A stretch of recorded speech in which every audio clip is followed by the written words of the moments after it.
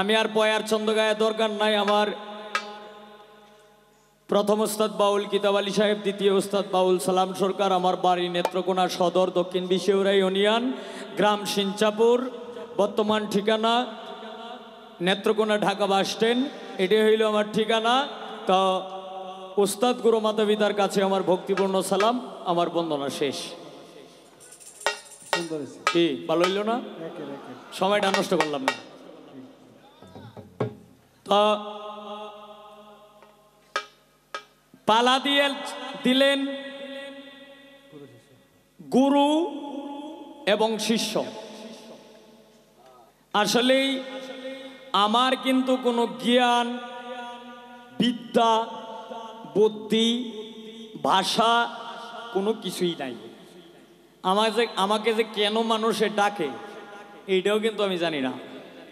আমি এতটুক জানি, যদি মালিক গাওয়ায় এটা যেমন যে মাইক পিস দিছে, মাইক্রোফোন দিছে কথা বলার জন্য, গান করার জন্য, আমি যেটা মনে করি যে আমি নিজেও একটা মাইক পিস। মানে আমার মালিকে যদি বলায় তাহলে আমি বলতে পারি, মালিক যদি গাওয়ায় তাহলে আমি গাইতে পারি। এছাড়া আমি আর কোনো কিছু জানি না। আর আমার কোনো ভাষা, জ্ঞান, বিদ্যা, বুদ্ধি আমার কোনো কিছুই নাই। সকলেই আমার জন্য দোয়া করবেন, আমি আপনাদের দোয়া নিতে আসছি। তো যেহেতু মুক্তা সরকার প্রথম স্টেজ করলেন, আমি যেহেতু দ্বিতীয় স্টেজ করলাম, আর আমার জন্য প্রথম স্টেজ করলাম, তো গুরু শিষ্য পালা কিন্তু মোটামুটি এখান থেকে কিন্তু শুরু হয়ে যায়। তবে একজন গুরুর যোগ্য নামই, এরপরেও আমার উপরে গুরুর ভাগটা দিছে। তো এরপরেও আমি বলবো, গুরুর কোনো আইন নাই যে শিষ্যকে কোনো কিছু প্রশ্ন করবে, কোনো কিছু জিগাইবে, এটার কিন্তু গুরুর কোনো আইন নাই।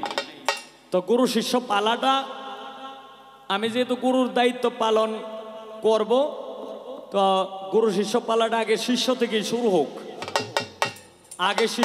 শুরু হোক।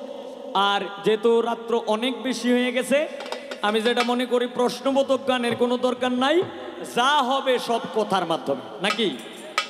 যা হবে সব কথার মাধ্যমে। যে কথাটা 2 ঘন্টায় বললেও শেষ হয় না, চেষ্টা করব এই কথাটা, এই উত্তরটা যাতে আমরা 10 মিনিটের ভিতরে যাতে চেষ্টা করতে পারি। মানে একটা চলবে পালার গান, আর একটা চলবে প্রশ্ন, আর একটা চলবে যার যে ভাই মন চায় বিচ্ছেদ, নাকি? তো যাক,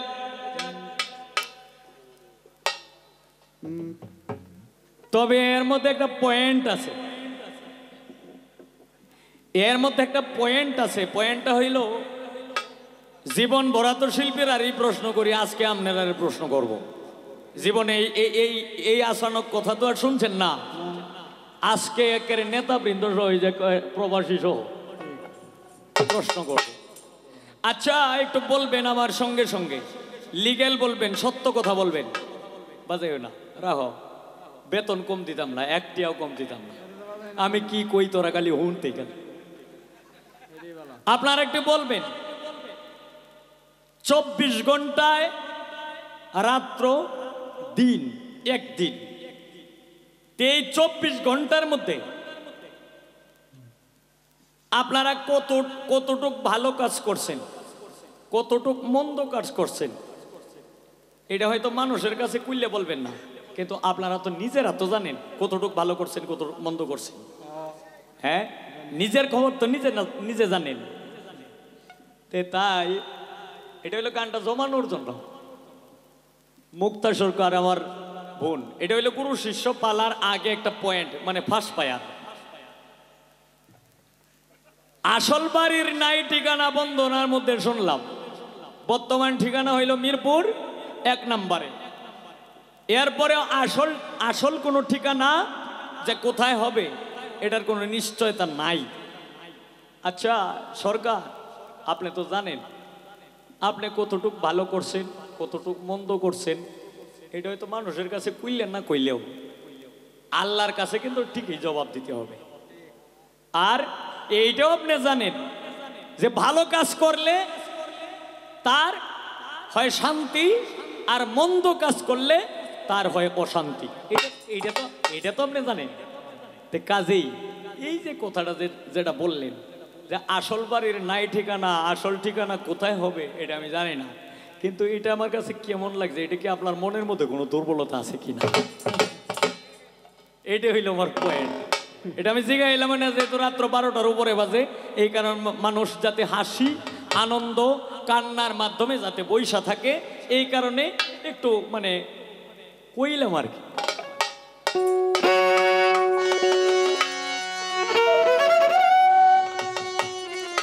ভোকালটা মোটা হয়ে গেছে, একটু চিকন করে।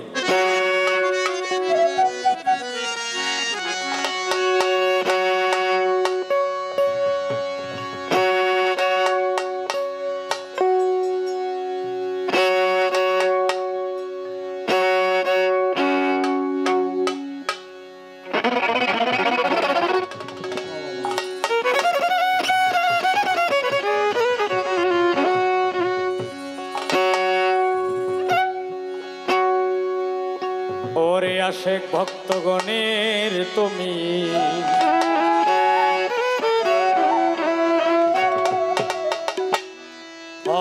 দিশারি, আরো বুকাল পারবে, আমায় দয়া করো ও দয়াল নবো সানরি। বা বোকাল আগের চাইতে অনেক ঠিক হয়েছে।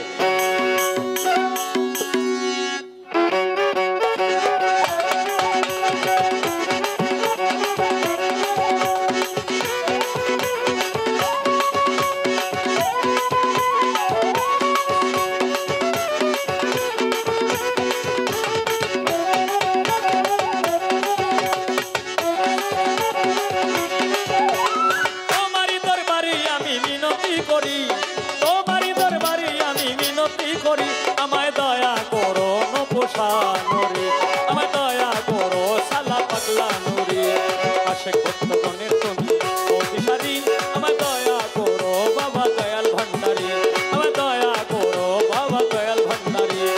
তোমারই দরবারে আমি মিনতি করি, তোমারই দরবারে আমি মিনতি করি, আমায় দয়া করো সালা পাগলা নুরে, আমায় দয়া করো দয়াল নপোষানুরে, আশেক ভক্তগণের তুমি ও দিশারি, আমায় দয়া করো দয়াল নপোষানুরে, আমায় দয়া করো নপোষানুরে।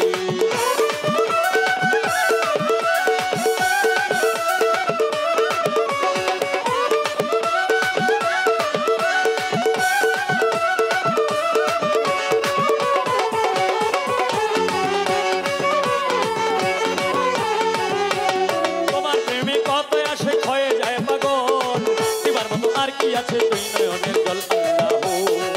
আল্লাহ আল্লাহ আল্লাহ আল্লাহ আল্লাহ আল্লাহ আল্লাহ, তোমার প্রেমে কত আসে হয়ে যায় পাগল, এবার মতো আর কি আছে তুই নয়নের জল। তুমি আমার সহায় সম্বল পারের কান্ডারি, তুমি আমার সহায় সম্বল পারের কান্ডারি, আমায় দয়া করো দয়াল নপোষানুরে, আমায় দয়া করো সালা পাগলা নুরে, আশেক ভক্তগণের তুমি ও দিশারি, আমায় দয়া করো সালা পাগলা নুরে, আমায় দয়া করো দয়াল নপোষানুরে।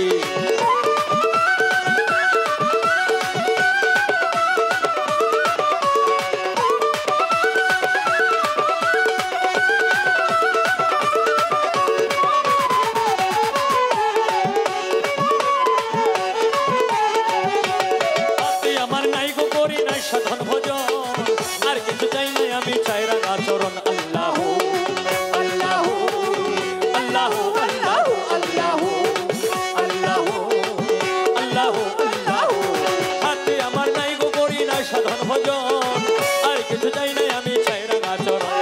তোমার চরণ সেবা যেন করিতে পারি, তোমার চরণ সেবা যেন করিতে পারি, আমায় দয়া করো দয়াল নপোষানুরে, আমায় দয়া করো দয়াল নপুষানুরি আশেক ভক্তগণের তুমি অধিসারী আমায় দয়া করো দয়াল নপুষানুরি আমায় দয়া করো সালা পাগলা নুরি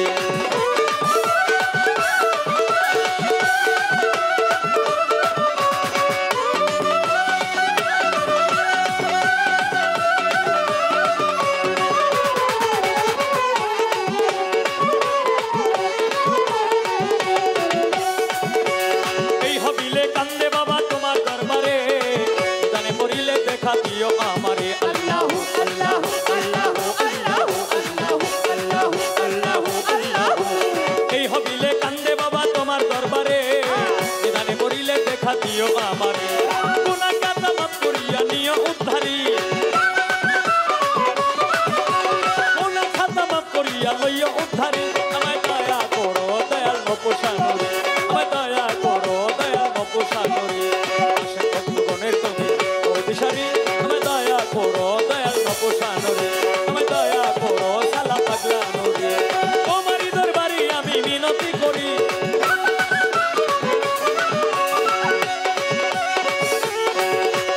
ও ভান্ডারী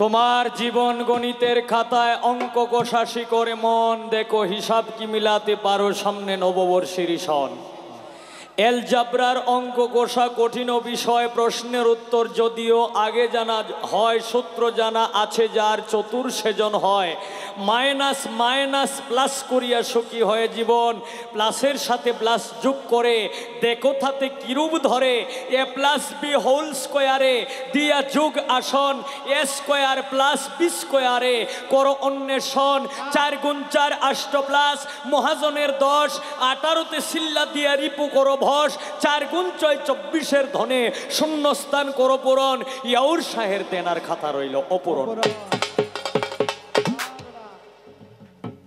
গান করলেন তুমি রাখো কিংবা মারো এই দয়া করো থাকি না যেন আমি তোমায় বলিয়া অনেক সুন্দর গান করলেন আমার শিষ্য এখন কিন্তু আমার শিষ্য এখন কিন্তু অন্ধকার থেকে আলোর জগতে কিন্তু নিয়ে আইছি গান করে আমি যে পয়েন্ট রাখছিলাম অত্যন্ত কঙ্কানুভাবে চমৎকারভাবে জবাব দিয়েছেন অত্যন্ত সুন্দর জবাব দিয়েছেন আমার কাছে প্রশ্ন করলেন যে আমারও হাত আছে আমার শিষ্যরও হাত আছে আমার পাও আছে আমার শিষ্যরও পাও আছে আমার কান আছে আমার শিষ্যরও কান আছে আমার মুখ আছে আমার শিষ্যরও মুখ আছে কিন্তু সকল কিছু তুইয়াও এরপরেও কেন বায়াত হইতে হয় আস্তে রাখ। জালালউদ্দিনের গানে বলছে শুধু হাত পাও নিয়া জন্ম নিলে মানুষ বলে কয় না তারে মানুষ হইতে কয়জন পারে। একটা হইল আকৃত মানুষ আর একটা হইল প্রকৃত মানুষ। তুমি হইলা আকৃত মানুষ আর তোমার গুরু হইল একজন প্রকৃত মানুষ। তুমি ছিলা অন্ধকারে। গু শব্দের অর্থ হইল অন্ধকার, রু শব্দের অর্থ হইল রোশনাই, আলোকৃত। এরপরে যখন অন্ধকার থেকে অন্ধকারে যখন ছিলা তুমি, এখন তো আমার শিষ্য, এখন তো তুমি করিও ওটা বলা যাবে, তুই করিও বলা যাবে, কিন্তু তুই করি আমি বলবো না, আমি তুমি করিয়েই বলবো। তবে তুমি যখন অন্ধকারে ছিলা তখন তোমাকে আগুনে কোনটা লাল কোনটা সাদা, কোনটা মধ্যে হাত দিলে আগুনে পড়বে, কোনটা মধ্যে হাত দিলে তোমার কি হবে এটা তুমি বুঝতে পারো নাই, কারণ তুমি ছিলা অন্ধকারে। যে কারণে আগুন কি এইটাও বুঝছো না, লাল কি এইটাও বুঝছো না, সাদা কি এইটাও বুঝছো না, কোনো কিছুই তুমি বুঝছো না। যখন অন্ধকার থেকে যখন আলোর জগতে তুমি যখন এসেছো তখন তুমি বুঝতে পেরেছো কোনটা আগুন আর কোনটা পানি। এখন বায়াত কেন হইতে হয়? বায়াত হইতে হয় কারণটা হইল মাওলানা জালালউদ্দিন রুমি বলছে যার পীর নাই তার পীর হইল শয়তান। যার পীর নাই তার পীর হইল শয়তান। গাদিরে কুম নামক স্থানে বিদায় হজের ভাষণে যখন ওয়াজ করতেছিল, কথা বলতেছিল আমার রাসূল, তখন হযরত আলীকে উঠায় বলছিল যে আজকে থেকে আমি যদি হই জ্ঞানের শহর। হযরত আলী করিমুল্লাহ ওয়াজ হইলেন জ্ঞানের দরজা। আমি যদি হই, তাই আমার রাসূল এই কথা বলছেন হযরত আলীকে উঠায়া। এটা হইল মাওলায়াত দান করছে, মানে হযরত আলীকে চিনে না, এর মধ্যে 1.25 লক্ষ মানুষের সঙ্গে সামনে ওনাকে চিনাইছে আসতে। যেমন আপনি মুক্তা সরকার, তুমি আমার শিষ্য, তোমারে এই দেশের মানুষে চিনে আর আমাকে চিনে না। হয়তো কিছু মানুষে অর্ধেক মানুষে চিনে আর অর্ধেক মানুষে চিনে না, আর তোমারে চিনে অন্তত 3 ভাগের 2 ভাগ মানুষেই, কারণ তোমার সবকিছু ঢাকাই অবস্থা। আস্তে রাগ থেকে বাজাইছে তো এই যে সিনে বিদায়ী, এই যে মুক্তা সরকার, এই যে গাজীপুর থেকে আসছে মুক্তা সরকার তোমারে বেশি বেশি সিনে বিদায়ী, তোমারে বেশি বেশি স্মরণ করতেছে, আর আমি যে পুরুষ আমারে বেশি বেশি স্মরণ করতেছে পুরুষে। এটা হইলো একটু মজা করলাম। আচ্ছা, এরপর এখন বায়াত কেন হইতে হয়? বায়াত হইতে হয় কারণটা হইল নবুয়তের যুগ শেষ, নবী আর বাস্তবায়নে নবী আর আসবে না। এখন হইল বেলায়েতের যুগ। তো বেলায়েতের যুগে আল্লাহকে চেনার জন্য, রাসূলকে চেনার জন্য, তুমি তোমার গুরুকে চেনার জন্য, এই কারণে বায়াত হইতে হয়। সূরা আল ফাতের 10 নম্বর আয়াতে এটার উল্লেখ আছে যে একজন কামেল পীরের হাতে হাত ধরে বায়াত হইতে হবে। সূরা মুমতাহিনাতের 12 নম্বর আয়াতে উল্লেখ আছে মক্কা বিজয়ের পরে একটি বৃক্ষের তলে আমার প্রিয় নবী হযরত মুহাম্মদ সাল্লাল্লাহু আলাইহি সাল্লাম উনি 350 মহিলাকে বায়াত করেছিল।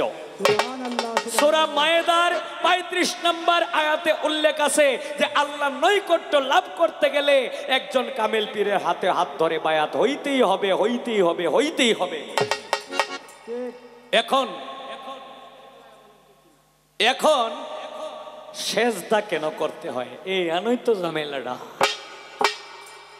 সেজদা কেন করতে হয়? মাজারে বিভিন্ন ওলিয়া উলিয়ার মাজারের শরীয়তি আইনে সেজদা দেওয়া হারাম, সেজদা দেওয়া নিষেধ। আল্লাহকে যখন আল্লাহ যখন আদমকে বানাইছে, এরপরে এই আদমকে কি দিয়ে বানাইছে? মাটি দিয়ে আদম তৈয়ার করছে, এরপরে রুহু ঢুকাইছে, এরপরে রুহু ঢুকাইয়া এরপরে ফেরেশতাদেরকে যখন বললেন, মুকরম আবেদকে যখন বললেন যে তুমি সেজদা দাও, তখন আবেদ বলেছিল যে এই মাটির মানুষটা, মাটির বুইত্তেটা আমি বানাইছি, এইটার মধ্যে আমি কেন সেজদা দিতাম? সে হয়ে গেল শয়তান। এই কারণে মাওলানা জালালউদ্দিন রুমি বলছে যে যার পীর নাই তার পীর হইল শয়তান। এখন সেজদা কেন করতে হয়? সেজদা তোমার আমাকে করতে হবে না, আমার মধ্যে, আমি হইলাম গুরু, আমার মধ্যে তুমি দেখবা তোমার সৃষ্টিকর্তা, স্বয়ং সৃষ্টিকর্তা এখানে হাজির নাজির আছে কিনা। এই তোমার গুরুর মাধ্যমে যদি স্বয়ং সৃষ্টিকর্তা যদি হাজির নাজির থাকে, তাহলে তোমার গুরুকে সেজদা দেওয়ার কথা বলেন নাই, এই মাজারে সেজদা দেওয়ার কথা বলেন নাই, তুমি আমাকে সেজদা দেওয়ার কথা বললেন নাই, তুমি তোমার সৃষ্টিকর্তাকেই সেজদা দিতে হবে। তাই বলছে কি, ইন্নাল্লাহা কালাকাল আলা আদমের সুরতি, আদমের সুরতে আল্লাহর সুরত, আল্লাহর সুরতে আদমের সুরত। এই কারণে জালালউদ্দিনের গানে বলছে, কি সুরত বানালি খোদার উম্মিত শায়ে আপনা, সেই সুরত দুজকে যাবে যে বলে সে গুনাহগার। এখন তুমি বুঝো সেটা কই করবো না। বায়াত হইতো না, আমার শিষ্য তো বায়াত হয়েই গেছে, আর মানুষ বায়াত হইতো না, এরা তো হইব, এরার বাপ দাদা চৈত গোষ্ঠী সহ হইব, হইতো না, না হয়ে যাইব কই। তাই বলছে কি, ইন্নাল্লাহা কালাকাল আলা আদমের সুরতি, আল্লাহর সুরতে আদমের সুরত, আদমের সুরতে আল্লাহর সুরত। তাই গানে বলছে, লালন সাইজির গানে বলছে যে আল্লাহকে চিনতে হলে, রাসূলকে চিনতে হলে, লালন সাইজির গানে বলছে, রূপকাষ্টেরই নৌকা কানি, সেই নৌকাতে নাই ডুবার ভয়, পারে কে যাবি নবীর নৌকাতে আয়, বেসরা নেই যারা তুফানে যাবে মারা, একেই ধাক্কায় ভজনে তোর নাই মজুরি, দলিলে সাপ লেখা যায়, পারে কে যাবি নবীর নৌকাতে আয়, নবী নাম আনে যারা মুহাহেদ কাপের তারা, এই দুনিয়ায় কি করবে তোর বদর গাজী, থাকবে কোথায়, পারে কে যাবি নবীর নৌকাতে আয়, যেই তো মুর্শিদ সেই তো রাসূল, ইহাতে নাই কোনো ভুল, খোদাও সে হয় ফকির, লালন কয় না এ কথা আল্লাহর কোরআনে কয়। তাই আল্লাহর সুরতেই রাসূল, রাসূলের সুরতেই মুর্শিদ, মুর্শিদের সুরতে যখন এই মুর্শিদের চরণ ধরবা, যখন গুরুকে তুমি ঠিক মতো আঁকড়ায়া ধরবা, তখন গুরুর রঙ্গে যখন রঙ্গিত হয়ে যাবে, তখন গুরুর সুরত শিষ্যের সুরত, শিষ্যের সুরত গুরুর সুরত। শেষ করলাম, এখন গান গাই লই।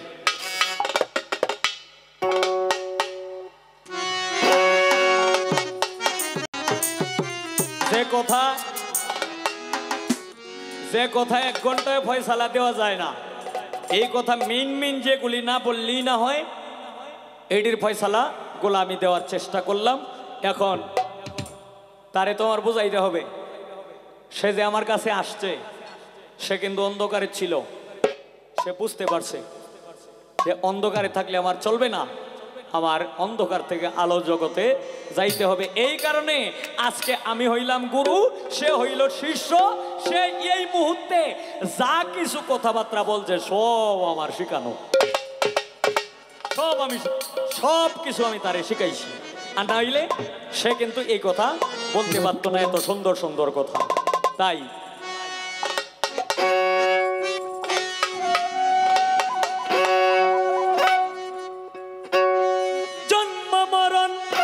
হবে বারণ, জন্ম মরণ হবে বারণ, আসা যাওয়া আর হবে না নীলে গুরু উপাসনা, মাটির দেহ হবে সোনার, মাটির দেহ হবে সোনা, নীলে গুরু উপাসনা।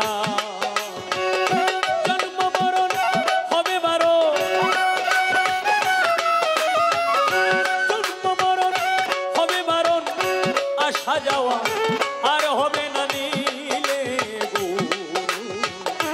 উপাসনা মাটির দেহ হবে সোনার মাটির দেহ হবে সোনা নিলে গুরু উপাসনা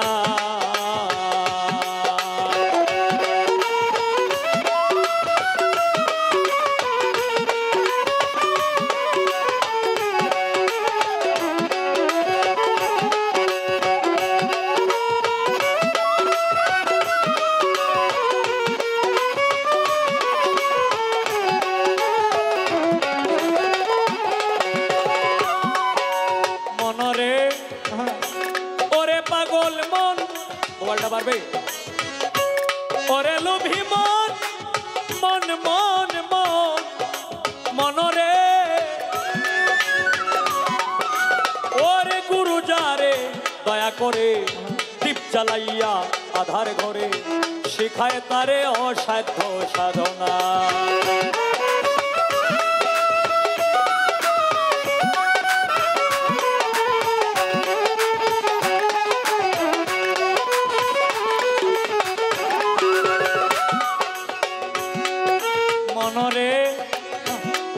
ওরে গুরু যারে দয়া করে দীপ জ্বালাইয়া আধার ঘরে শিখায় তারে অসাধ্য সাধনা ওরে করলে সাধন পালায় সমান মরণের আর ভয় থাকে না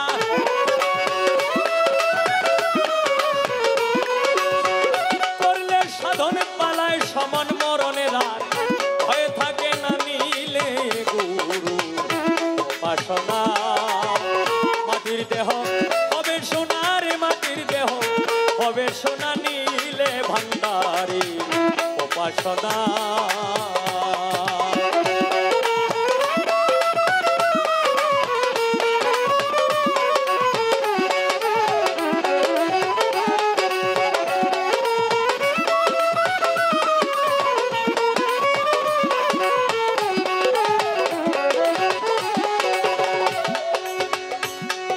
মনরে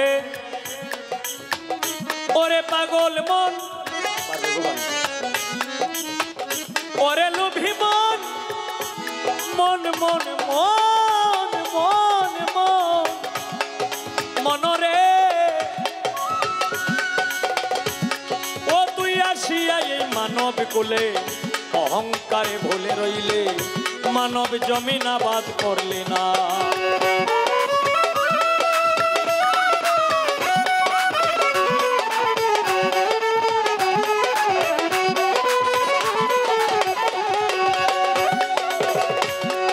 মনরে ওরে পাগল মন মন মন মন রে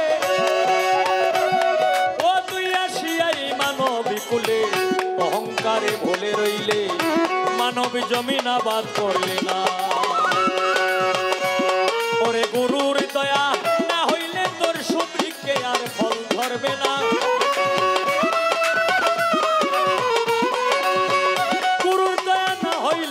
সুবৃক্ষে আর ফল ধরবে না নিলে সুরেশ্বরী উপাসনা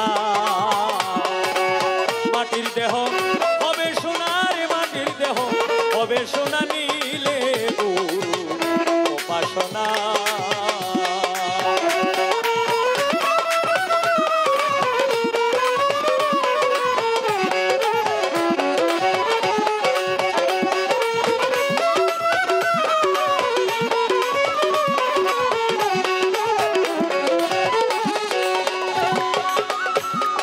মনরে ওরে পাগল মন ওরে পাগল মন মন মন মন মন মন মন মন মন মনরে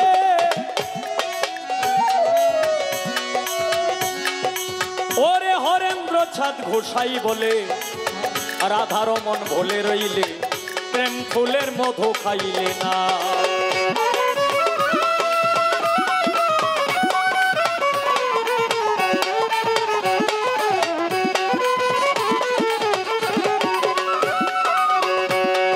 মনরে ওরে পাগল মন মন মন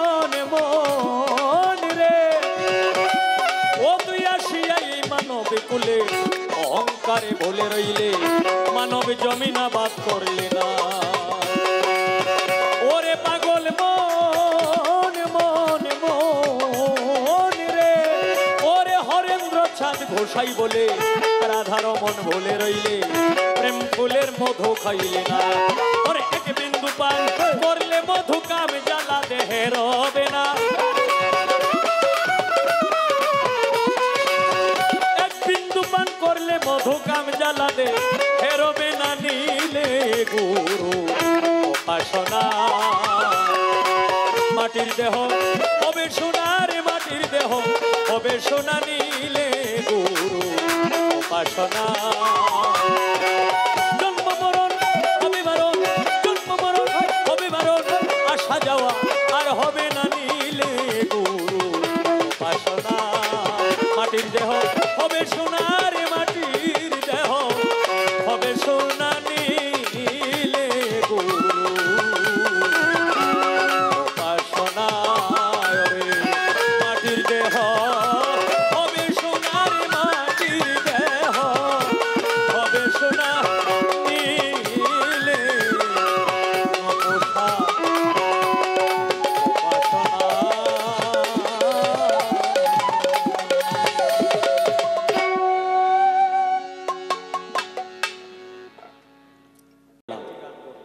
জন্ম মরণ হবে বারণ, আসা যাওয়া আর হবে না। নীলে গুরুর উপাসনা। এর লাস্টের কলিতে বলছে ও মনরে হরেন্দ্র চাঁদ গোসাই বলে রাধার মন ভুলে রইলে প্রেম ফুলের মধু খাইলে না। এক বিন্দু পান করলে মধু কাম জ্বালা দেহে রবে না। নীলে গুরুর উপাসনা। তাই আমার শিষ্য আমার স্কুলে কিন্তু ভর্তি হয়েছে। তো এইভাবে যারা নির্বোধ মানুষ, যারা এখনো গুরুবাদ গুরুকে যারা বিশ্বাস করেন না, আশা করি হাদিস দলিল অনুসারে কোরআন মোতাবেক যে কথা বলছে এই কোরআন অনুসারে যদি হাদিস দলিল মানেন তাহলে আপনারাও যারা গুরু ধরছেন না দয়া করে আপনারা গুরু ধরার চেষ্টা করবেন, তবে জানিয়া শুনিয়া আস্তে। কারণ কেন জানিয়া শুনিয়া? আপনি আপনার গুরু কেমন? পৃথিবীর সবচেয়ে বড় আদালত হচ্ছে মানুষের বিবেক। আপনার মধ্যে বিবেক আছে, আপনার মধ্যে জ্ঞান আছে, আপনার মধ্যে বুদ্ধি আছে, আপনার মধ্যে চেনার শক্তি আছে। তাই সমস্ত মানুষকে এক পাল্লায় তোলে মনে মনে প্রথম মানুষটা যেটা চোখের মধ্যে ভাসে সে চোর হোক আর বাটপার হোক, আপনি তার কাছেই আত্মসমর্পণ হইতে হবে। যে কারণে কবি জালালউদ্দিনের গানে বলছে ভবি মানুষ রতন করতারি যতন, যারে তোমার মনে চায় ভবি মানুষ রতন। মানুষেতে বিবাদ ঘটে, মানুষ মিটায় ভুল, মানুষেতে জ্ঞান বুদ্ধি, মানুষেতেই ভুল। কাটা দিয়া কাটারে তুল, মরিস না বিষের জ্বালায়, নরকেরই রাস্তা দিয়া স্বর্গে চলে যাও। অমর হইবার ইচ্ছা থাকলে মরণ ঔষধ খাও, যথায় গিয়া পিছলে পাও, উঠে দাঁড়াও সেই জায়গায়। মনসুরে কই নিজে খোদা অপরাধ নাই তার, এক ভিন্ন দ্বিতীয় কইলে আমরা সব গুনাহগার। বিষ খাইয়া কারো হয় উপকার, অমৃত খাইয়াও প্রাণে মারা যায়। হারামেতে হালাল আছে ভাবের বিপর্যয়, 21,000 স্থান বিশেষ ভিন্ন অর্থ হয়। ভাব বুঝিয়া জ্বালালে কয় প্রেমের আভাস লাগলো না গায়। ভক্তি বিশ্বাস প্রেম এক আধারে তিন, যার মধ্যে থাকবে রে মন থাকবে চিরদিন। সে তো চন্ডাল কিংবা হোক না মুমিন, পরে থাক তার চরণার আশা। এখন আমার শিষ্য কথার ভঙ্গি অত্যন্ত সুন্দর, তার বচন ভঙ্গি গানের বচন ভঙ্গি অত্যন্ত সুন্দর। এখন আমি আমার শিষ্যকে তো আর প্রশ্ন করতে পারি না, তবে আমার স্কুলের মধ্যে যেহেতু ভর্তি হয়েছে, স্কুলে প্রথম ভর্তি হইলে কি শেখায়? সরো সরায়া রসই দীর্ঘ ই, রসৌ দীর্ঘ উ, রি এ ওই উ ও। এই যে মাস্টারে যে মুখে টাইন্যা টুন্যা যে শিখাইছে, এইগুলি শিখছে বিদায় আমার শিষ্য মোটামুটি এত সুন্দর কথা বলতে পারছে। তাই তুমি তোমার স্কুলের মধ্যে ভর্তি হইছ, এইগুলি সরু সরাইয়া রসই দীর্ঘই রসৌ দীর্ঘ রি এ ওই উ ও এগুলি আমি শিখাইছি রে বাবা। এখন তোমার কাছে আমার টেস্ট পরীক্ষা, 6 মাসে পরীক্ষা দে না, আপনারা স্কুলে পড়ছেন না, 6 মাসে পরীক্ষা দে না, যে এটারে কয় টেস্টিং পরীক্ষা। আমার তোমার কাছে কোনো প্রশ্ন না, কোনো পয়েন্ট না, আমার তোমার কাছে টেস্ট পরীক্ষা থাকবে। তুমি ছিলে অন্ধকার, মানে গু অন্ধকার। অন্ধকারে যখন তুমি ছিলা, আগুন কোনটা, পানি কোনটা, দুধ কোনটা, সাইল কোনটা, ধান কোনটা, ভালো কোনটা, মন্দ কোনটা, এইগুলি তুমি কিচ্ছু বুঝো না। আজকে এখন তোমার কাছে এই যে গু থেকে, অন্ধকার থেকে যে আলোর জগতে আসছো, এখন কিন্তু হয়তো বেশি না বুঝলেও কোনটা ভালো কোনটা মন্দ এইটা কিন্তু তোমার বোঝার বাকি নাই। আবার তোমার কাছে এইখান থেকে একটু টেস্টিং পরীক্ষা থাকবে। তুমি যে অন্ধকার জগতে, অন্ধকার জগৎ থেকে যে আলোর জগতে আসছো, তুমি এটা বুঝলা কিভাবে যে আমি ছিলাম অন্ধকারে, এখন আলোর জগতে আমার যাইতে হবে, এটা তুমি বুঝলা কিভাবে?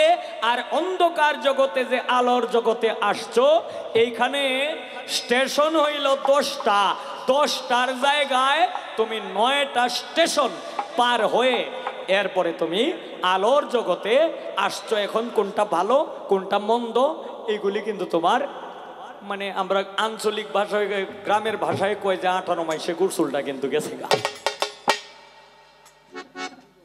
আমার পরীক্ষা রইল, এই যে অন্ধকার থেকে যে আলো জগতে আসছো, এই 9টা স্টেশন কি কি, 9টা স্টেশনের কি নাম, এর মধ্যে তুমি এটা বুঝলা কেমনে? এ রাখ রাখ রাখ রাখ রাখ রাখ। আমার বাচ্চাটা রে, আমার একটা বড় বাচ্চা আছে, 7.5 বছর বয়স, ওর নাম হইল জান্না। ওরে যখন নেত্রকোনা, আমাদের নেত্রকোনা শহরে একটা স্কুল আছে, এই স্কুলটার নাম হইল শাহিন ক্যাটার। এই শাহিন ক্যাটারে যখন নিয়ে ভর্তি করলাম, তখন এখানে 5,500 টাকা ভর্তির ফি দেওয়া হয়েছে। আমার একটু জানা দরকার, আমার এখানে একটু পরীক্ষা করার দরকার। তুমি যে আমার স্কুলটার মধ্যে ভর্তি হয়েছ, এই ভর্তির ফিটা আমার কি দিবা?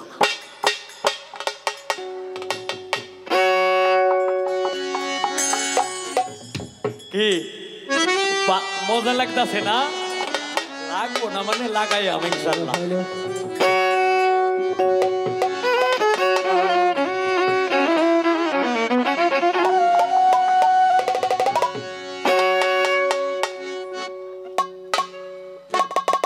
তো ভান্ডারি গানের অর্ডার করলেন, তো আমি একটি ভান্ডারি গান করব, ভান্ডারির স্মরণে একটি গান করব, এরপর আমার শিষ্য গান করবে, এরপরে বিচ্ছেদ আমার শিষ্যই শুরু করবে, এরপরে গুরুর যদি কোনো বিচ্ছেদ থাকে তাহলে গুরু গাবে ইনশাল্লাহ। আমার শিষ্য যেহেতু দাঁড়াইছে, একটা মিউজিক বাজাইছে, লোকে লোকে একটু গাইছে, এই কারণে যেহেতু এতক্ষণ আমি বইসা রয়েছি, আমার শিষ্যর কথা শুনে আমি একটু মানে একটা হালে চলে গেছিলাম। এই কারণে আমার এই আগের ভাবটা আনার জন্য আমিও লোকে লোকে একটু মিউজিকটাও বাজাইলাম, লোকে লোকে একটু গাইলামও, মানে এটা মানে গান গাইছি না, এটা হইল রিংটোন।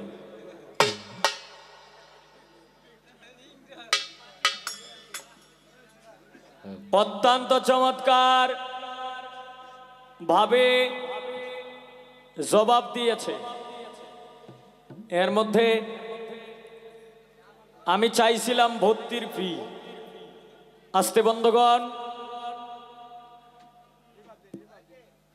আমি ভর্তির ফি চাইছিলাম, আমার শিষ্যই আমারে ভর্তির ফি দিছে, 200 টাকা দিছে, এর মধ্যে একটা মালা দিছে। এটা হইল তার মনোভাব প্রকাশ করে সে টাকা এবং মালা দিয়ে বকশিস করলেন, মানে ফি দিলেন। এখন গুরুর তো আর শিষ্যের কোনো ফি দেওয়ার মতো কোনো থাকে না। এখন গুরু যদি শিষ্যকে দেয় তাহলে এটা কিন্তু ফ্রি দেয় না, এটা হলো তারে বিস্কিট খাওয়ার জন্য, চকলেট খাওয়ার জন্য খুশি হইয়া প্রেম ভালোবাসার মাধ্যমে আদর স্নেহ করে গুরুর যেটা দেওয়ার দরকার এটা দেয়। আর এটা কোনো দক্ষিণা না। তা অত্যন্ত চমৎকার ভাবে জবাব দিলেন, কথা বললেন।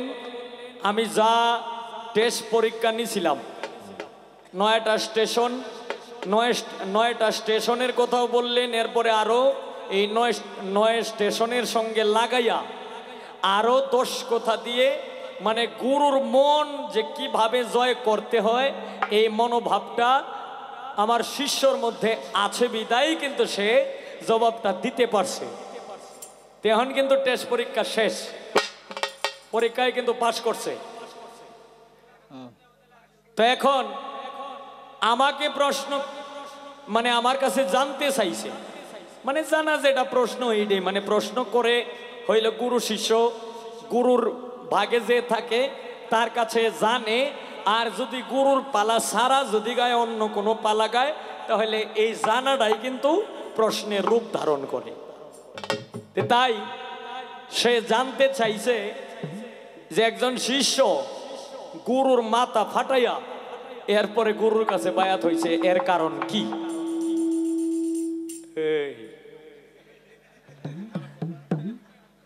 সেই রেকর্ড টাইম হয়েছে। তা যাক না, মাইক ভালো, সাউন্ড ভালো, হয়তো জায়গার অভাবে সেটিংটা ঠিক মতো করতে পারি না।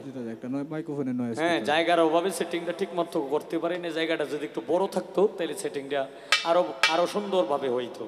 এটা তাদেরকে দোষ দিলে লাভ নেই। তা যাক, একজন শিষ্য গুরুর মাথা ফাটাইয়া এরপরে গুরুর কাছে বায়াত হয়েছে। এর মূল মাহিত্য কি, গুরুর নাম কি, শিষ্যের নাম কি, এর মধ্যে এই সে মুরিদ হইলেই তো পারে, কিন্তু তার মাথা ফাটায় মুরিদ হওয়ার কারণ কি? ইনশাল্লাহ মালিক যতটুক দয়া করছে আমার গুরুর কাছ থেকে আমি যতটুক সংগ্রহ করেছি, আমার গুরুর কাছ থেকে আমি যতটুক জ্ঞান সংগ্রহ করেছি ততটুক ইনশাল্লাহ আমার শিষ্যকে তো আর টোকানো যাবে না। আমার শিষ্য যতটুক চাইছে ইনশাল্লাহ মালিক ভরসা আমার শিষ্যকে ততটুকুই দেওয়ার চেষ্টা করব।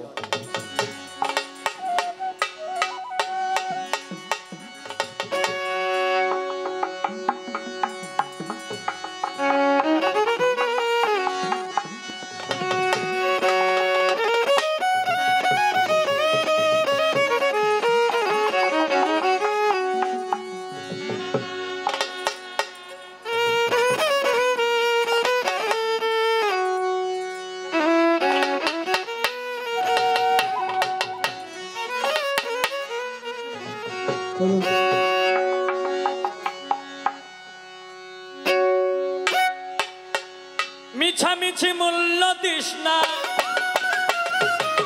মিছামিছি মূল্য দিস না, বাক্স ভরা কিতাবের।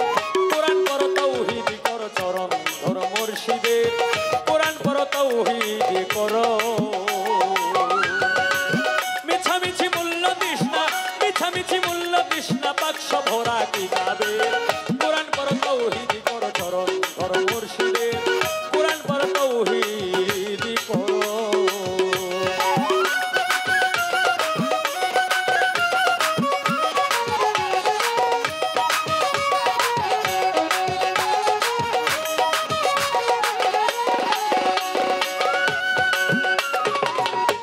তোমার কালির লিকা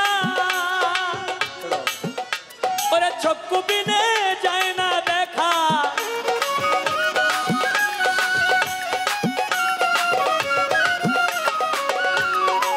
কিতাব তোমার কালির লিকা ওরে চক্ষু বিনে যায় না দেখা।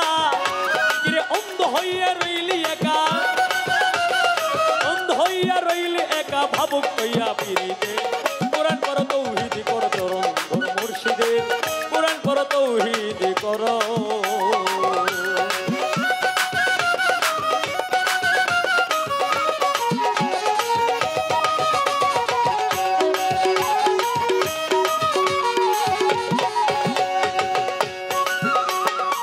গুরুর লিঙ্গ শিষ্যের জনি ওরে সঙ্গমেতে হয় গো শুনি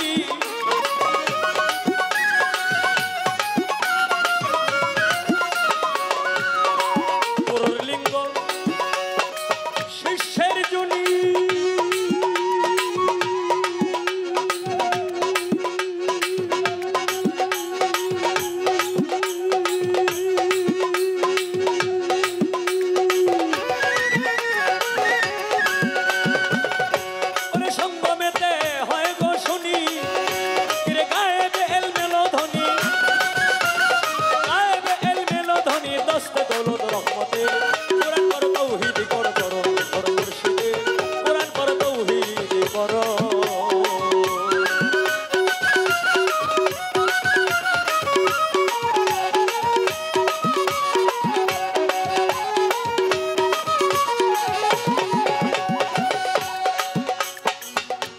করিয়া নিশান রে সই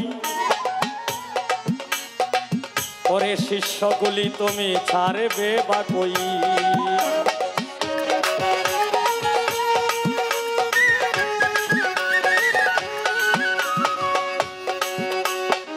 না করিয়া নিশান রে সই ওরে গুলি তুমি ছাড়বে বা কই মারবে কি সেই পাখিরে ওই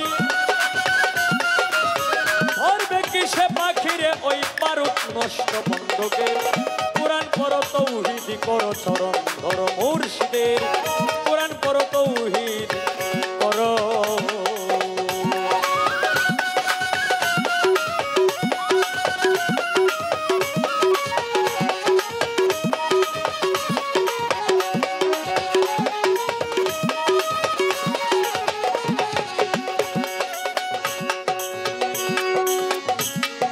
মিমের পদ্মা উঠাইলে কিরে জাতের সঙ্গে সিফাতি মিলে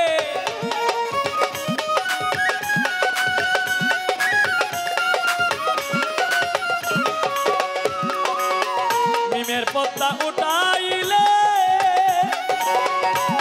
কিরে জাতের সঙ্গে সিফাতি মিলে নিষেধ আছে দলিলে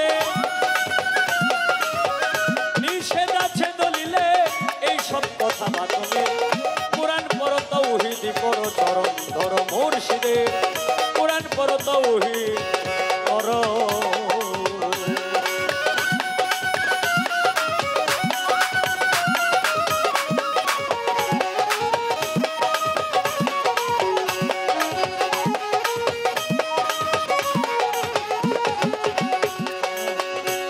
সাধক জালালেরই কথা মানো ও শিষ্য রে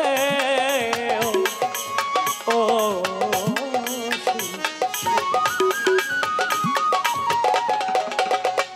সাধক জালালের কথা মানো তুমি প্রাণেতে মিশাইয়া প্রাণ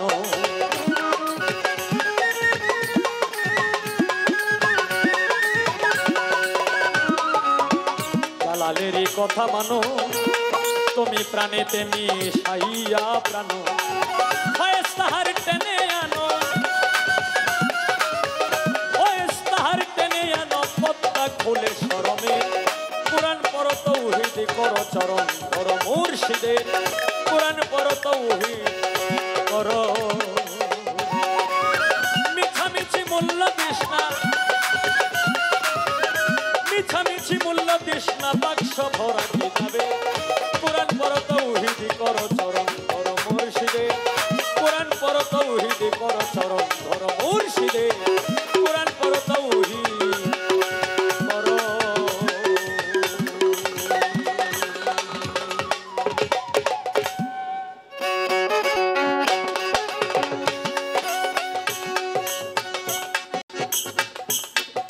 ওরে আমার কাছে জানতে চাইল আমার শিষ্য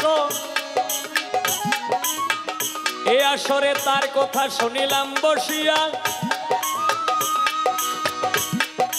কোন শিষ্য গুরুর মাথা ফেটে গুরুর কাছে বায়াত গেল হইয়া এই শিষ্যটার নামটা কি আমায় কইয়া দাও না, এই গুরুর নাম কি দয়াল আমায় কইয়া দাও না। আপনারা যদি ভাইরে থাকেন একটু চোখ, তাহলে গুরু শিষ্য পালা গাইতে পারবো খুব।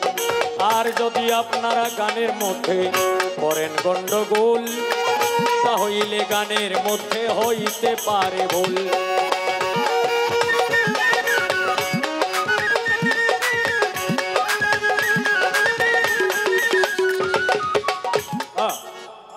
প্রশ্ন করলেন, আমার কাছে জানতে চেয়েছেন যে একজন শিষ্য গুরুর মাথা পাটাইয়া এরপরে মানে মাথাটাকে বাড়ি দিছে, বাড়িতে দুইটা ভাগ করে ফেলছে, এর মধ্যে মাথা দিয়া রক্ত ঝরছে। রক্ত ঝরার পরে এরপর গুরু তাকে বায়াত করলো। এই গুরুর কি নাম? শিষ্যের কি নাম?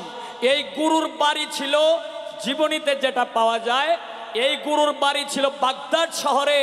এই গুরুর নাম হয়েছে মওদুদ চিশতি। এই মওদুদ চিশতি হাজার হাজার মানুষকে সে মুরিদ করেছে, বায়াত করেছে। তখন ফুজাইল নামে একজন ভক্ত ছিল, মানে না দেখে।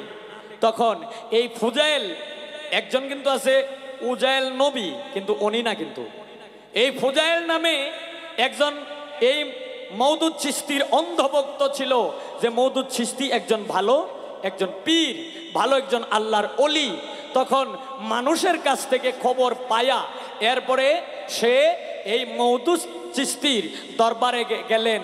তখন এই মওদুদ চিশতি তখন কি করলো, ফুজাইলকে দেখেই বুঝতে পেরেছে যে সে আমাদের মতো সাধারণ মানুষ না, সে হচ্ছে আমাদের চাইতে, আমার চাইতেও আরো ঊর্ধ্বের মানুষ। কারণ এই মওদুদ চিশতির চাইতেও তার জালালি শক্তি তার বেশি ছিল ফুজাইলের, যে কারণে এই ফুজাইলকে দেখে এই মওদুদ চিশতি সে ঘুমন্ত অবস্থায় রত হয়ে গেল। এরপরে কত হাজার হাজার শিষ্য বানিয়েছে, কিন্তু মওদুদ চিশতি ফুজাইলকে বায়াত করবে না, এরকম একটা ঘুমন্ত অবস্থায় মানে ভাব ধরলো, একটা ঘুমন্ত অবস্থায় রত হয়ে গেল। তখন এই ফুজাইল মওদুদ চিশতিকে ডাকে যে হে দয়াল, আমি আপনার কাছে আসছি বায়াত হওয়ার জন্য, আপনি আমাকে বায়াত করেন। হে দয়াল, আপনি ঘুমন্ত অবস্থায় আছেন, ঘুমটা ভাঙ্গুন, আপনি আমাকে বায়াত করুন। কিন্তু এমন ঘুম দিছে মওদুদ চিশতি, তার ঘুম ভাঙ্গে না। তখন এই মওদুদ চিশতি যখন কথা বলে না, লড়েও না, তার সঙ্গে তার দিকে চায়ও না, তখন হাতে একটা লাঠি নিয়ে এরপরে মওদুদ চিশতির মাথায় বাড়ি দিয়েছিল। এই বাড়ি খেয়ে এরপরে সে যে ঘুমন্ত অবস্থায় ছিল, ঘুম ভেঙে গেছে। ঘুম ভেঙে যাওয়ার পরে দেয়া উনি দেখছে যে মাথা দিয়ে রক্ত ঝরছে, কিন্তু রক্ত ঝরার পরে দেয়া উনি আবার ধ্যান করে বুঝতে পারলো যে তার জালালি শক্তি আছে ঠিকই, কিন্তু সে কারো কাছে বায়াত হয় নাই। হাদিস কোরআন অনুযায়ী এই ফুজাইলকে বায়াত করলেন। এই শিষ্যের নাম ছিল ফুজাইল, আর গুরুর নাম ছিল মওদুদ চিশতি। জীবনী অনুসারে জবাব দেওয়ার চেষ্টা করলাম। আর আমি একটি কথা বলছিলাম যে আমি কিন্তু তুমিও বলতে পারি, আপনিও বলতে পারি, তুইও বলতে পারি, কিন্তু তুই কথাটা আমি বলবো না। আমার শিষ্য এখানে একটু মজা করছে যে সুযোগ পাইছে, তো না, সুযোগ পাইলেই যে একটা কিছু বলতে হবে এমন না। তুই এর জায়গা এখনো তুমি যাও নাই, আর এখনো আমি নেই নাই। কারণ তুমি এখনো আমার শিষ্য, তুমি এখনো আমার বাচ্চা, তুমি এখনো আমার সন্তান। এখন তুমি শিষ্য, তুমি এখনো অবুঝ রয়ে গেছো। এই শিষ্য থেকে যখন ভক্তের কাতারে যায় পচবা, তখনই দ্বিজদাসের একটা গানে বলছে, আমি কি তুমি কি, আগে কি পাছে কি, আছে কি যাবে কি, তাই বলো না পঞ্চত্বের কালে পঞ্চে পঞ্চে মিলে তাতে পাশ গেলে হাতে কিছু থাকে না থাকে না, সাধকনাঙ্গিতে শুনিবে আদিতে তোমাকে করেছে সাই কল্পনা, কল্পনাই যার মূল, আসলেই তার ভুল, শূন্য ভিন্ন অন্য দেখি না দেখি না, অখণ্ড মণ্ডল ব্যাপিত সকল পাগলের এসব রচনা। তবে কি সে কই তুমি আছো ব্রহ্মময়, নিশাংশই কালের লেখা, মানি না মানব না, যদি তুমি থেকেই থাকো আমাতেই রয়েছ, বিশ্ব জুড়ে শুনি তোমার নাম খানা, তোমার মধ্যে আমি, আমার মধ্যে তুমি, আমি ছাড়া তুমি কিছু না, কিচ্ছু না, কিচ্ছু না। পাগল দ্বিজ দাস কয় সৃষ্টির স্থিতি লয় নিত্য নৈমিত্তিক ঘটনা, আধার ঘরে সাপ সকল ঘর ভরাই সাপ। বাপরে বাপ কি ব্যাপার, বুঝি না বুঝি না বুঝি না, আমি কি তুমি কি, আগে কি পাছে কি, আছে কি যাবে কি, তাই বলো না বলো না। এখন তুমি আমার সন্তান আর আমি তোমার গুরু, এখন তোমাকে আমার তুই বলার কোনো অধিকার নাই। যখন এই আমি তুমি, আমি আর তুমি, তুমি আর আমি, এখন আমি আর তুমি এইখান থেকে আর আমির মাঝে আর, এরপরে এরপরে হইল তুমি। এখন যদি আর শব্দটা যদি মুছে ফেলা যায় তাইলে কি হয়, আমি তুমি।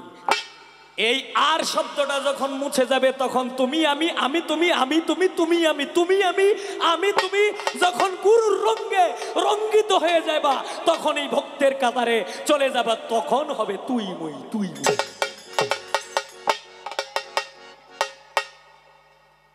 শেষ করলাম।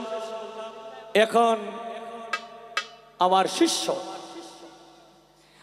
শিষ্যকে যে টেস্ট পরীক্ষাটা করেছিলাম, এ আসতে বাজাইস না কি কই হুন, আর মনে রাখবি আমার শিষ্যকে আমি যে টেস্টিং পরীক্ষাটা করেছিলাম, টেস্ট পরীক্ষায় পাশ করছে। এখন আমার শিষ্য বলছে যে টেস্ট পরীক্ষায় যদি আমি দিতে পারি তাহলে আমি বার্ষিক পরীক্ষা দিতে পারবো না, এর আগে আরেকটা পরীক্ষা আছে, এটাকে বলা হয় সেমিফাইনাল। কে আছে না? এখন হইল আমার শিষ্যকে একটু সেমিফাইনাল পরীক্ষা করব, এটা হইল 9 মাসিক। তুমি একটু বলবা আমার আম্মা জান, আগে কিন্তু ছিল সে আমার বোন আর আমি তার ভাই, যখন গুরু এবং শিষ্য পালা হয়ে গেছে আমি তার বাবা, সে হয়ে যায় আমার মা। তুমি একটু বলবা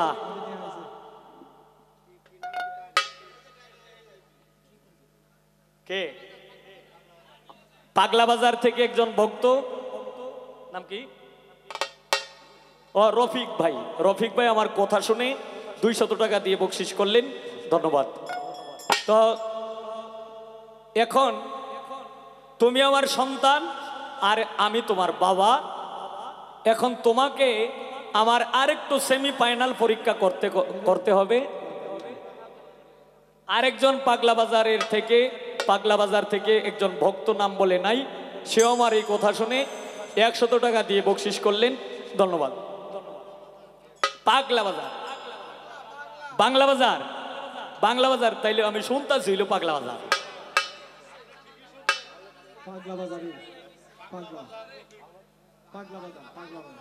পাগলা বাজারি। তো যাক, এখন তোমাকে আমার আরেকটু পরীক্ষা করার দরকার।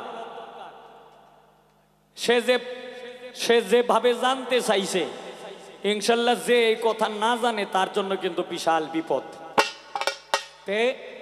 তুমি যা জিগাইছো এইগুলি আগেও বলছিলাম যে আমার শিখানো, এখন যা বলতেছ একটু পরে উঠতে যা বলবা এইটিও আমার শিখানো, কারণ তুমি আমার শিষ্য।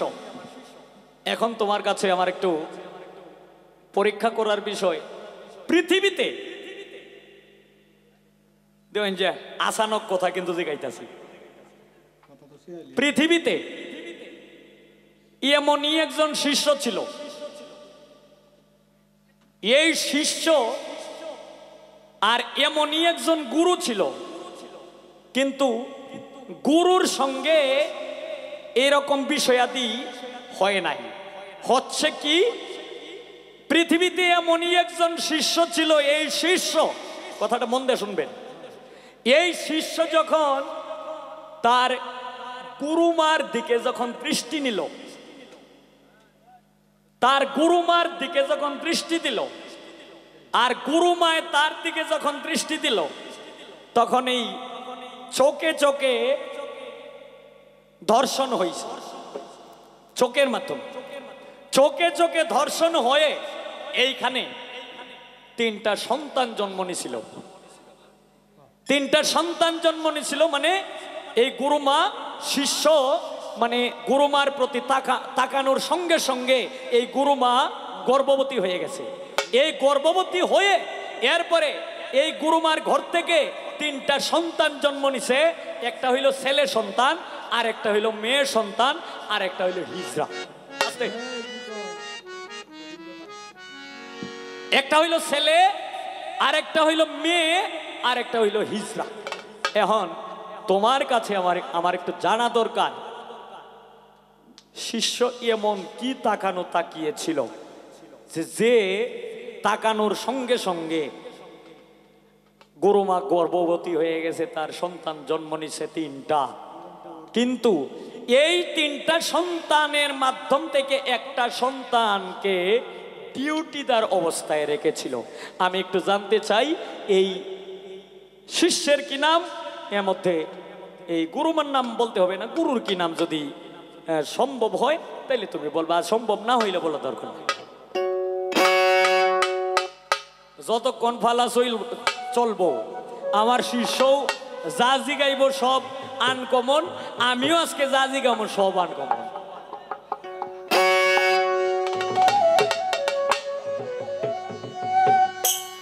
এখন বিচ্ছেদ গাওয়ার দরকার, বিচ্ছেদ গাইতাম নি তো যাক, আমি বিচ্ছেদের মাধ্যমে আমি গেলাম না, কিন্তু আমার শিষ্য যেহেতু আপত্তি, মানে আমি একটা গান লিখছিলাম, কারণ আমি কিন্তু আবার লেখালেখিটা কিন্তু আমি তেমন বেশি একটা করি না, কারণ এমনি তো কম দেখি,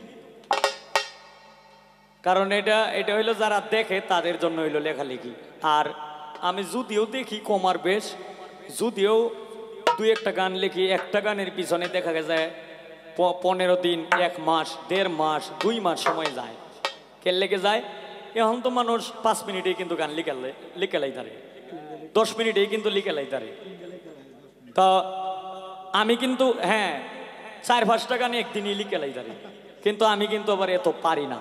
কে লেগে পারি না? কারণ 2টা কলি লিখলাম, একটা অন্তরা লিখলাম, তখন এটার মধ্যে আমি আবার বিশ্লেষণ করি যে আমি যে এই অন্তরাটা দিলাম, যদি আমার কেউ প্রশ্ন করে বয়ে থাকে তাহলে আমি উত্তরটা কি দেব?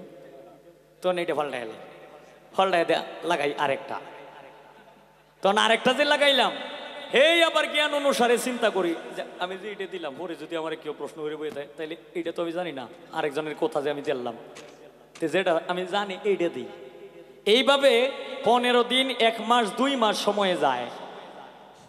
এই গানটা লিখেছিলাম আমার মনে হয় বোধহয় 2 মাসের উপরে সময় গেছে।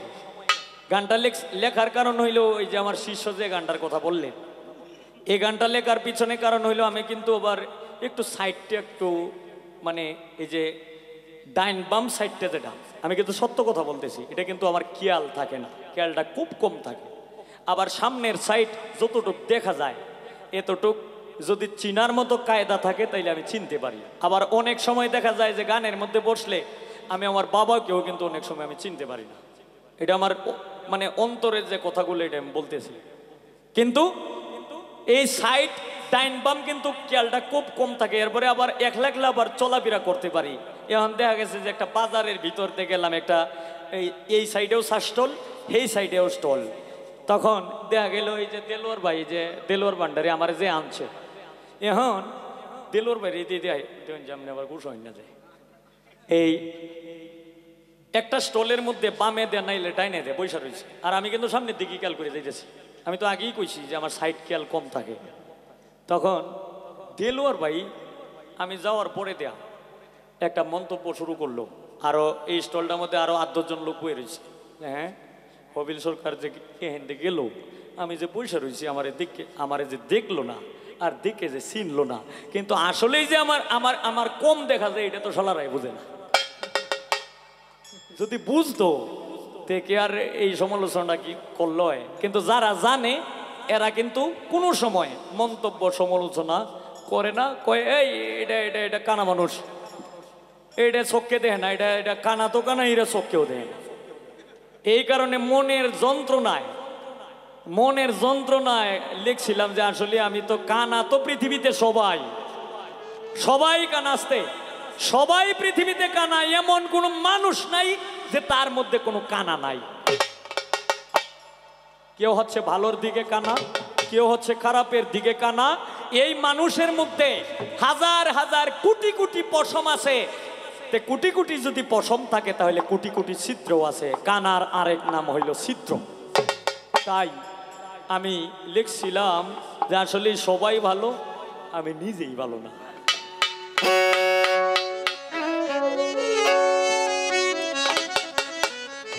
রাত্র যত গভীর হইতেছে, পরীক্ষা তত কঠিন হইতেছে।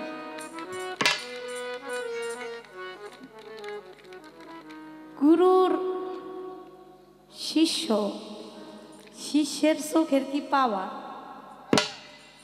গুরু মায়ের দিকে চাইয়া গর্ভবতী করে ফেলছে। দেখছেন নি অবস্থা, এটা কিভাবে হইল? বউটাও সাবধানে রেখেন, কোন সময় চামু আর কোন কাম হয়ে যাব পরে কিন্তু সমস্যায় পড়বেন আপনি। তাই বলছেন, বলতেছে এই তিনটা সন্তানের মধ্যে একটা ছেলে একটা মেয়ে আর একটা হলো অর্ধেক ছেলে অর্ধেক মেয়ে। আমরা এটার কথা বলতে হবে আবার, কে কিভাবে, গুরুর নাম কি, শিষ্যের নাম কি, কিভাবে হইল, জবাব দিব। একটা গান আগে গাই। ওরে মিছে কইরো না এমন করাই রে, কইরো না এমন করাই, ওরে ভাবো তোমার মতো ভাই রে ভাই, ওরে ভাবো তোমার মতো ভাই। ও মিছে কইরো না এমন করাই, মিছে কইরো না এমন করাই, ওরে কত তোমার মতো বাবু নাই, বাবু নাই। কত বাবু আইলো গেল, তারা বিয়ে আমি পাস করি। কত বাবু আইলো গেল, কত পাস করিল। ওরে কত বাবু আইলো গেল, তারা বিয়ে আমি পাস করি। ওরে অবশেষে খান পাইলো, অবশেষে খান পাইলো, অবশেষে খান পাইলো, শ্মশান খোলার কাছে পাই। ওরে ভাবো তোমার মতো ভাই, ও ভাই রে ভাই, ওরে ভাবো তোমার মতো ভাই। ও মিছে কইরো না এমন করাই, মিছে কইরো না এমন করাই, মনে করছো তোমার মতো বাবু নাই। আমার কাছে প্রশ্ন করে আপনারা শুনবেন গুণীজন, ধন্যবাদ জানাই আপনাদের, যেভাবে পালা শুনলেন মন মতন। অনেক জায়গায় আছে 12টার পরেই কয়ে পালা বন্ধ করে দেন, খালি গান গান। 3টার উপরে বাজে না এখনো পর্যন্ত? আরে সর্বনাশ, 3:30 বাজে, তারপরেও আপনারা গান শুনতেছেন, পালা গান, ভালো লাগতেছে। এর জন্য গুরুটা তো কড়া গুরু আজকাল, কারণ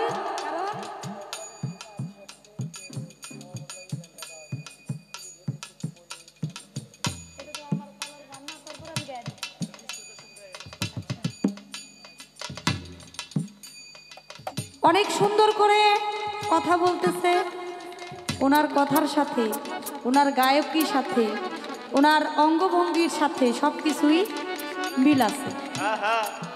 এই জন্য শ্রোতাদের কাছেও ভালো লাগতেছে, আমার নিজের কাছেও ভালো লাগতেছে। তাই গুরু শিষ্য পালা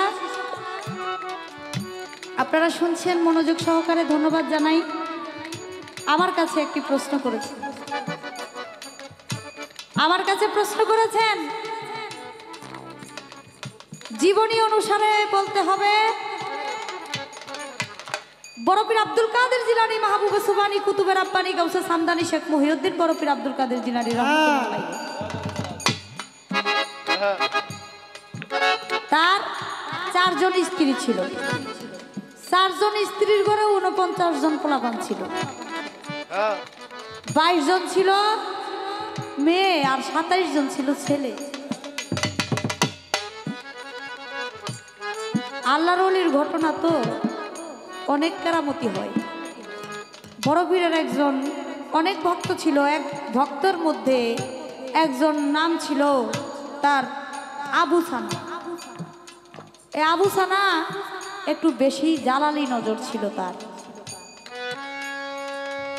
দেখেন, যত ভক্ত জালালি নজর হোক, যাই হোক না কেন, গুরুর আদেশ ছাড়া কিন্তু শিষ্যের কোনো কিছু করা চলে না।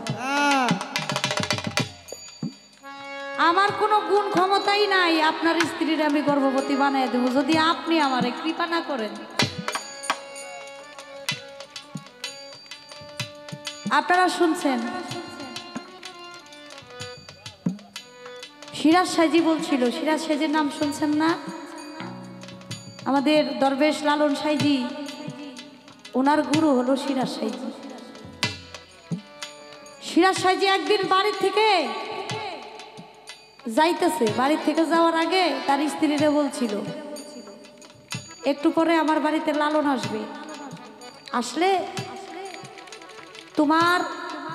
তুমি তারে যত্ন করে বসাইয়া, চকির মধ্যে বসাইয়া, বলের মধ্যে পানি নিয়া, তার পাও দুইটা সুন্দর করে ধোয়াইয়া, তোমার চুল দিয়া তার পাও দুইটা মুইছা দিবা। সিরাজ সাইজের স্ত্রী বলে কি, আমি হলাম গুরুমা, লালন হলো আপনার শিষ্য, তাহলে আমি তার গুরুমা হই। আমি আমার ভক্ত ছেলের পাও মোছায় দিব, আমার চুল দিয়া পাও ধোয়াইয়া, এটা কি আমার অপরাধ হবে না? সিরাজ সাইজি বলছিল, আমিও তো তোমার গুরু, তুমি তো আমার ভক্ত, আমি তো তোমার গুরু। গুরুর বাক্য হলো ফরজে আইন। তাহলে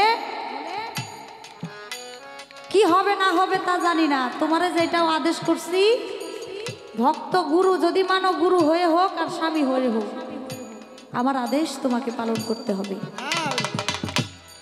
এই বলে সিরাজ সাইজি বাড়ির থেকে গেল চলিয়া। একটু পরে লালন সাইজি আসছে, বলিব খুলিয়া, স্বামীর আদেশ মতে তার স্ত্রী কিবা কাম করিল, সুন্দর করে জলচকিতে বসাইয়া নিল। জলচকিতে বসাইয়া বলের মধ্যে পানি খানা নিয়া, সুন্দর করে পাও দুখানা দিল রে ধোয়াইয়া।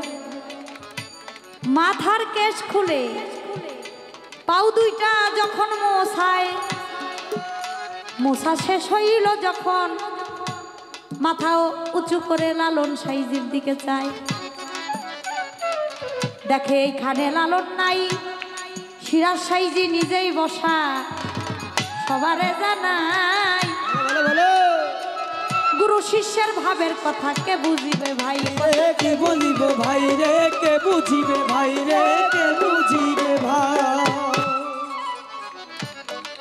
মাথার চুল দিয়ে যখন পা দুটা মোছায় দিল, মোছায়া যখন লালন সাইজির দিকে তাকাইলো, তার গুরুমা দেখে ওইখানে স্বয়ং সিরাজ সাইজি বসে আছে, ওইখানে লালন সাইজি নাই।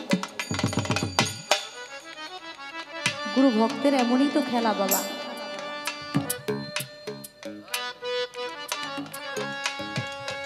বড় পীর আব্দুল কাদের জিলানী আবু সানাকে তখন আদেশ করেছিল, কারণ 4 জন স্ত্রীর মধ্যে তার ছোট স্ত্রীর একটু অহংকার বেশি ছিল। নূহ নবীর স্ত্রী কিন্তু নূহ নবীর দিনে আসে নাই, দলে আসে নাই। সামায়ন পয়গাম্বর তার স্ত্রী কিন্তু তারে মারছে। সে একজন নবুয়ত প্রাপ্ত নবী ছিল, তার পশমের ভিতরে ছিল নবুয়ত। কাফেরদের সাথে সব নবীর আমলে এই একটা কইরা ফেরাউন আছে।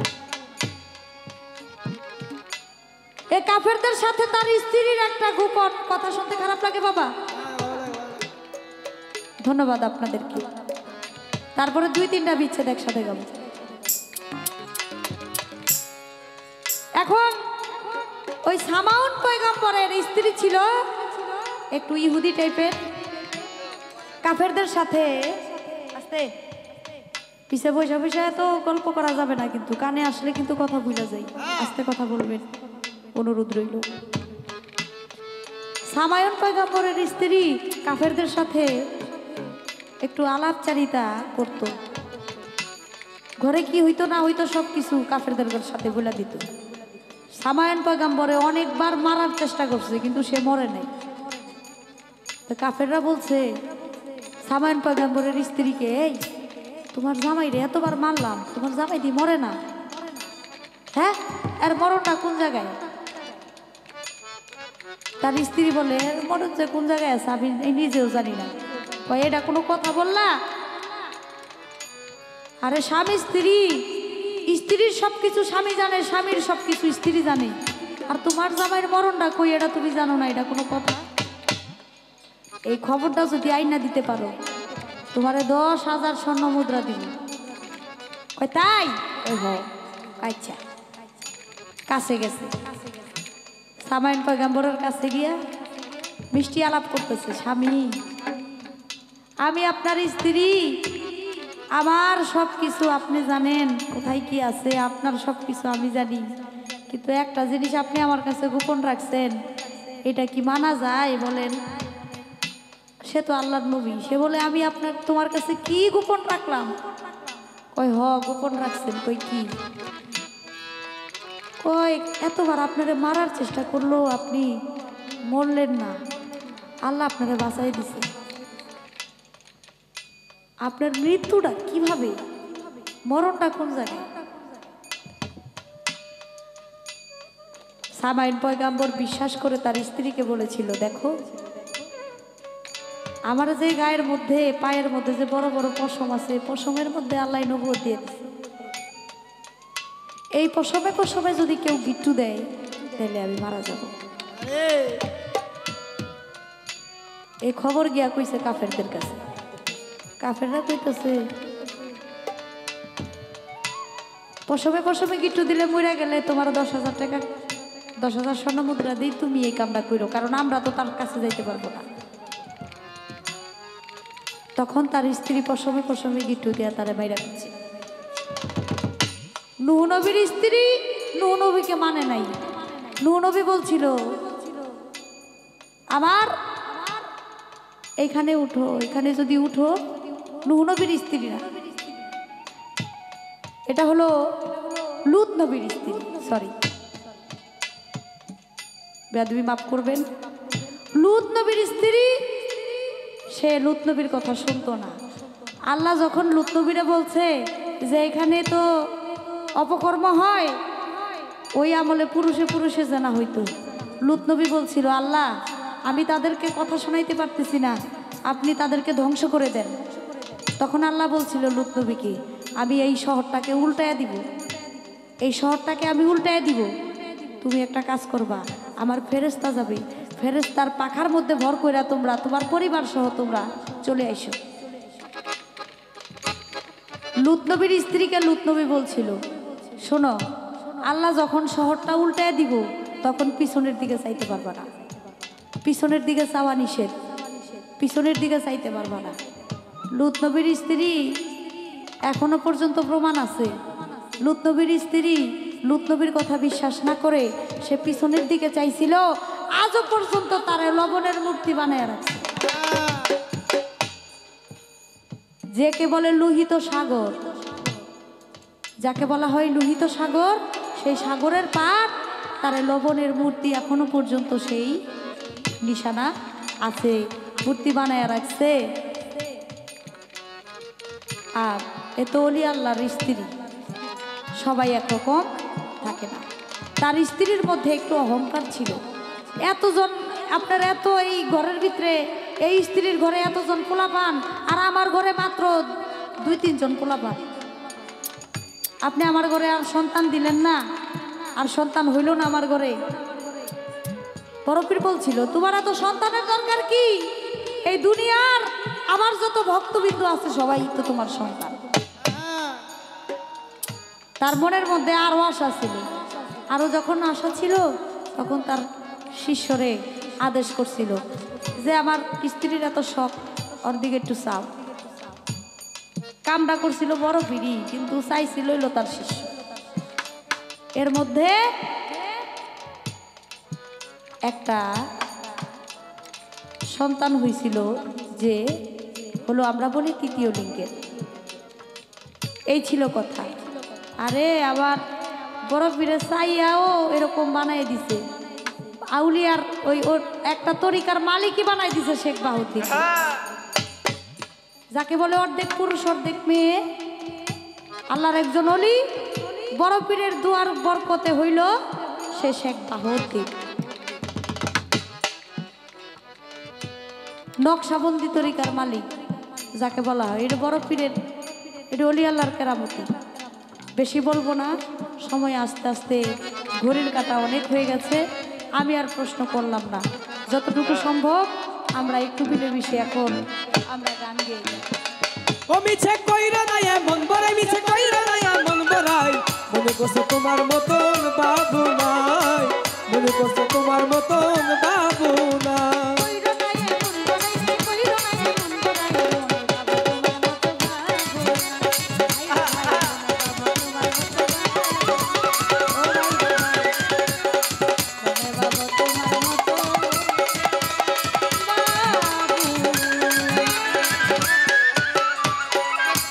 সকলে ভালো থাকবেন, সুস্থ থাকবেন। আমি হয়তো আর সময় নাও পেতে পারি, আমার কথায় ভাষায় সুরতাল লয় যদি কখনো ভুল ত্রুটি হয়, যদি হয়ে থাকে, আজকে সারা রাত গান করেছি, অনেক কথা বলেছি, আল্লাহর হস্তে সকলে ক্ষমা করে দিবেন, সকলে দোয়া করবেন।